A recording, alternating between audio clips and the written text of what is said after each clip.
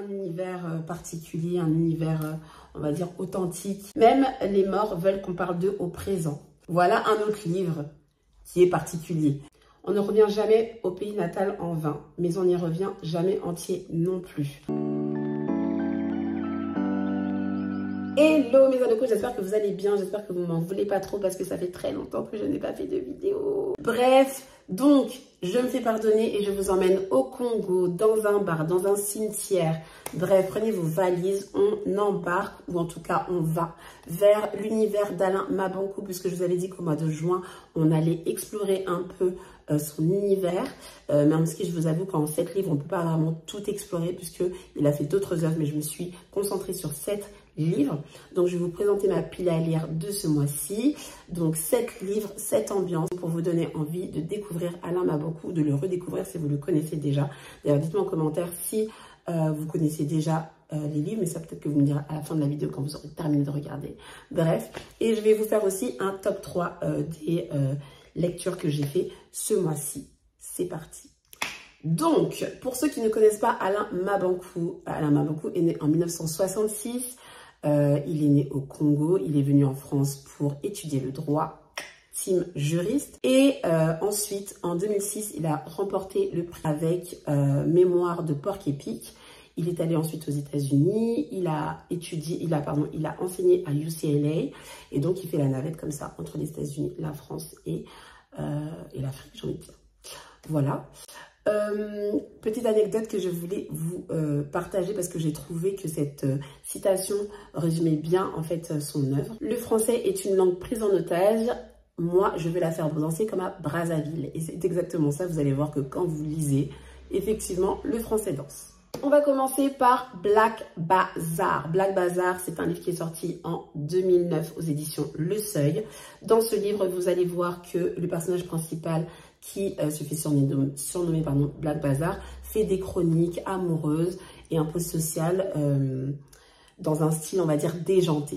Si je dois vous lire les notes que j'ai prises, je vais vous les lire. Désolée, je vais devoir regarder de temps en temps là, parce que c'est des notes et que je n'ai pas appris ça par cœur.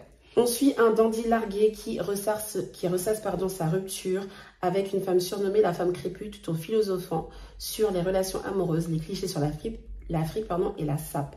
Un roman drôle, bavard et critique. Et niveau punchline, celle que j'ai, je me suis dit en fait, c'est la punchline à retenir sur ce livre, c'est le style et l'âme des désarmés. Pourquoi? Parce que en fait, quand vous voyez parfois des personnes qui ont des problèmes, il y en a qui préfèrent se dire, bah, je vais éviter des problèmes, mais c'est pas grave, je vais me saper quand même. Et donc ici, c'est totalement ça, puisque il traverse une rupture, mais malgré ça, ça ne lui empêche pas du tout de se saper, d'être bien, d'être beau. Donc c'est dans ce sens-là que le style peut être l'arme des désarmés. Autre punchline aussi, mais qui est beaucoup plus drôle, on va dire. Elle m'a quitté comme on change une chaussure quand il pleut. Ça m'a fait rire, il fallait que je la partage avec vous. Et donc, si je dois dire quelque chose pour vous inciter à lire Black Bazar, c'est un livre qui va vous faire rire, qui va vous montrer qu'on peut aimer fort et qui peut aussi vous montrer que quand on a un cœur brisé, on peut toujours être stylé. Ensuite, Mémoire de Pointe Noire, qui est sorti en 2013, toujours aux éditions Le Seuil. Et ça, c'est pas du tout un roman, c'est plus un récit autobiographique, puisque si vous allez un peu creuser dans la vie d'Alain Mabanckou, vous allez vous apercevoir que Alain Mabanckou a perdu sa mère jeune. Et donc, dans ce livre-là, il nous livre un peu comment il a ressenti ça, comment il a vécu le fait que sa mère soit décédée alors qu'il était en France. Voilà, moi, je vais vous dire après, de toute façon, quels ont été mes livres préférés. Mais j'ai beaucoup aimé celui-là. Alors, donc, si on doit présenter le livre, Mabanckou revient à Pointe-Noire après 23 ans d'absence. Il y retrouve les fantômes de son enfance, les visages changés de son quartier et surtout l'absence de sa mère décédée. C'est doux, dur et bouleversant. Alors, punchline, citation, que moi, en fait, j'ai trop compris parce que, en fait, si vous avez, comme moi, des parents, tata, tout ça, qui sont venus en France ou qui sont venus en Occident, qui ont quitté leur pays d'origine, on comprend totalement. On ne revient jamais au pays natal en vain, mais on n'y revient jamais entier non plus. Et en fait, quand j'ai lu ça, je me suis dit, mais c'est tellement vrai parce que peu importe la durée qu'on fait à l'étranger, une fois qu'on quitte son pays d'origine, on revient plus jamais pareil parce qu'on va dans un pays, on adopte les codes, voilà, il y a des choses qui nous paraissaient normales avant, qui ne sont plus du tout quand on revient. Et donc, je comprends totalement quand il dit qu'on ne revient jamais entier, puisque quelque part, il y a une blessure. On rompt quelque chose quand on part. Et cette chose-là ne peut jamais être, on va dire, comblée, ne peut jamais être réparée. Alors, pourquoi lire ce livre? Parce que vous allez comprendre ce que l'exil fait. Moi, c'est un livre qui m'a beaucoup parlé, dans le sens où, déjà, je me suis toujours dit que les personnes qui quittent leur pays d'origine pour venir ailleurs, contrairement à ce que les gens pensent, c'est pas pour la CAF, mais c'est toujours, c'est un déchirement, parce qu'on quitte un pays qu'on connaît, des codes, la famille, tout, pour aller à l'aventure. Et du coup, ce livre-là nous montre bien ce qu'on peut ressentir quand on est en exil. Ensuite, Le commerce des allongés, ça c'est le dernier livre en date. Il date de 2022. Il a été finaliste au prix Goncourt et comme tous les livres d'Alain Mabanckou, il y a un style très particulier puisqu'ici c'est un mort qui parle. Présentation du livre. Imagine que tu meurs et que tu décides de raconter ta vie depuis ta tombe. Autour de toi, les autres morts parlent aussi, chacun sa vérité. C'est grinçant, poétique et politique. Bizarre. Bizarre mais intéressant. La punchline que j'ai choisie, enfin la citation. Même les morts veulent qu'on parle d'eux au présent. Et ça, et c'est vrai qu'une fois que la personne est partie, dans les premiers moments, on parle de la personne et tout, mais après on fait notre vie et c'est vrai que le fait de parler des morts au présent, c'est comme si on continuait de les faire vivre. C'est une façon de les faire vivre en fait. Parce qu'une fois qu'on en parle au passé, ils appartiennent au passé et puis on fait notre vie. Et voilà. Donc pourquoi vous devez lire Le commerce des allongés? Parce que si vous aimez tout ce qui est décalé, bon, il y a un autre livre décalé qui arrive, mais si vous aimez les livres décalés mais qui ont du fond, c'est-à-dire que vous ne vous attachez pas à la surface, mais que vous voulez vraiment aller plus loin, ça va vous intéresser. Et si vous voulez aussi lire un livre qui parle de l'histoire, de la mémoire collective aussi, ça va vous intéresser. Voilà un autre livre qui est particulier. Mémoire de Porc-Épic 2006. Donc ce livre-là a remporté le prix Renaudot. Et donc c'est un roman animalier qui est inspiré d'un conte africain sur les doubles animaux. Présentation. Un porc-épic raconte ses crimes. Oui, un porc-épic. Il a été un animal totem d'un homme qui a dû tuer pour lui. Fable, satire et philosophie en un seul texte.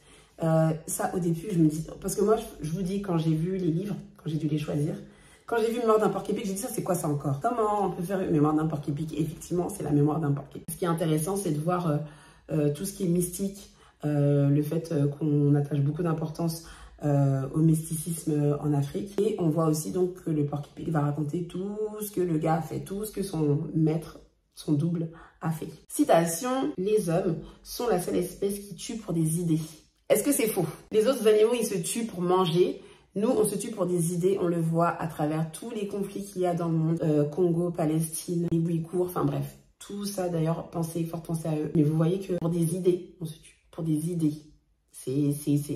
Ça, c'est vraiment une vraie punchline, un vrai truc à retenir. Et donc, pourquoi vous devez le lire? Parce que c'est un vrai ovni, ce livre. C'est vraiment franchement, parmi tous les livres là, celui-là, c'est vraiment particulier. Et parce que vous n'allez pas avoir deux livres où il y a un porc-épic qui va raconter sa vie, quoi. Je pense qu'il y a celui-ci. Petit Piment 2015, livre qui a été sélectionné pour le Goncourt, mais qui ne l'a pas obtenu. Toujours un univers particulier, un univers, on va dire, authentique et original. Donc, on suit la vie de Petit Piment, un enfant orphelin dans un Congo post-colonial.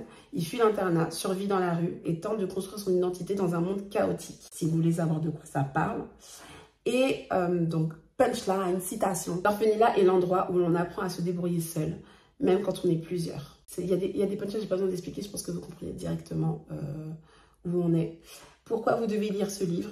Parce que ça va vous donner un regard tendre et lucide sur l'enfance, puisque les orphelins, comme tous les enfants qui subissent des choses assez dures dans leur enfance, grandissent très vite et sont très mûrs. Et donc vous allez avoir ça, vous allez avoir beaucoup de choses sur la résilience et sur les contradictions au Congo, voilà. Puisque comme je vous ai dit, c'est juste après la révolution, juste après l'indépendance. Ah, verre cassé, mais je vous en ai déjà parlé, j'ai fait une vidéo dédiée, mais je vais quand même vous dire une punchline. Donc 2005, roman culte, roman... je pense que celui-là, c'est celui que je peux pas oublier, parce que c'est le premier que j'ai lu. Finaliste du prix Renaudot 2005, mais ne l'a pas obtenu. Je vous présente quand même le livre, même si j'ai déjà fait dans une vidéo YouTube, si jamais vous ne l'avez pas vu. Dans un bar de Brazzaville, les clients se racontent et le narrateur surnommé Vercassé consigne leurs histoires. C'est satirique et génial. Donc, je vous invite à aller regarder la vidéo, je ne vais pas en parler plus. Rien que je... Bref. Donc, punchline citation, le silence des humiliés fait plus de bruit que le discours des puissants.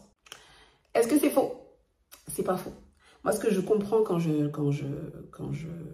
lis cette punchline, cette citation, c'est que les gens, généralement, quand ils sont tristes, ils ne parlent pas beaucoup. Ils ne parlent pas beaucoup. Quand ils sont humiliés, ils ne parlent pas beaucoup parce que c'est honteux un peu de parler de ce qui nous fait mal. Donc, pourquoi lire Vercassé? Je vais vous le redire, même si je vous l'ai dit dans la vidéo. Style unique, un livre qui est fait sans ponctuation, pas de majuscules, pas de points tout au long du livre. Tout ironique, vous allez rigoler. Moi, j'ai éclaté de rire quand j'ai lu le livre. Franchement, à un moment, je me demandais est-ce que je suis normale.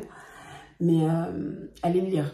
Franchement, si vous devez lire un livre d'Alama Bankou, c'est bien celui-ci. Dernier livre que je vais vous présenter, c'est Lettres à un jeune romancier sénégalais. Donc là, on est en 2022. Et c'est un essai épistolaire. Voilà, le dernier... Ah non, j'allais dire le dernier truc épistolaire que j'ai lu, c'était Les Lettres persanes de Montesquieu. Mais non, c'était une si longue lettre, en fait, de Mariam Abba. Bref, donc, c'est un livre, en fait, de conseils.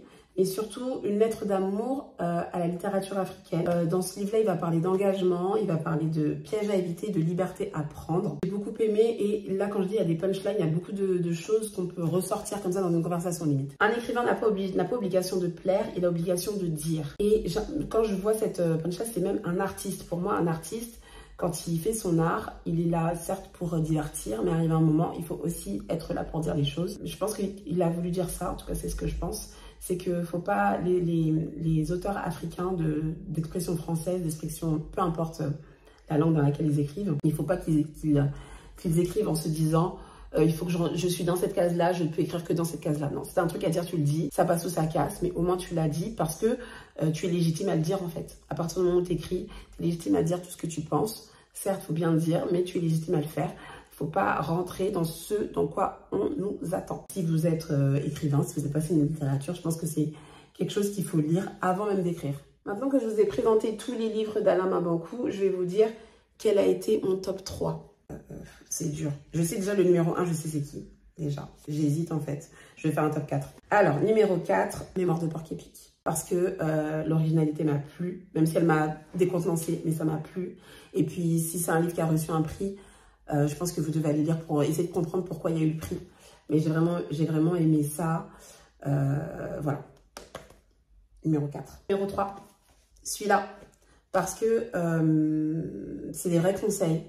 Il n'y a pas de langue de bois. Les choses sont dites comme elles sont dites. Vous les prenez pas. Mais elles sont dites comme elles sont dites. 2. Vercassé. Mais je sais pas, enfin c'est bon, j'en ai assez parlé. Mais allez le lire. Franchement, s'il y a 2 livres à lire, Vercassé. Non, je sais pas. Vercassé, numéro 1. Après, vous choisissez celui que vous voulez, mais Vercassé. Allez le lire. Lumière de Pointe-Noire, c'est mon préféré. Parce que il n'y a pas de... Comment dire? C'est autobiographique, c'est authentique. On rentre vraiment dans son univers, on rentre dans ses pensées. Moi, il y a une partie qui m'avait touchée. C'est quand il parlait des mamans. Où il disait que des fois, les mamans, elles sont là, elles font comme si tout va bien. En fait, tout va pas bien, quoi. Et enfin... Il y a plein de petites choses comme ça qui m'ont... parce que je suis maman, donc du coup, ça m'a touchée. Et voilà. Donc, Lumière de Pointe-Noire, c'est mon favori. Voilà, la vidéo se termine maintenant. Je vous ai présenté du coup toute ma pile d'Aloco du mois de juin. Je parle pas trop pour le mois de juillet, mais on va continuer. Là, de toute façon, je suis en vacances, donc j'aurai le temps de lire, j'aurai le temps de partager, j'aurai le temps de créer du contenu. J'espère que cette vidéo vous a plu. Je vous fais plein de gros bisous et je vous dis à très vite pour une prochaine vidéo littéraire remplie d'Aloco.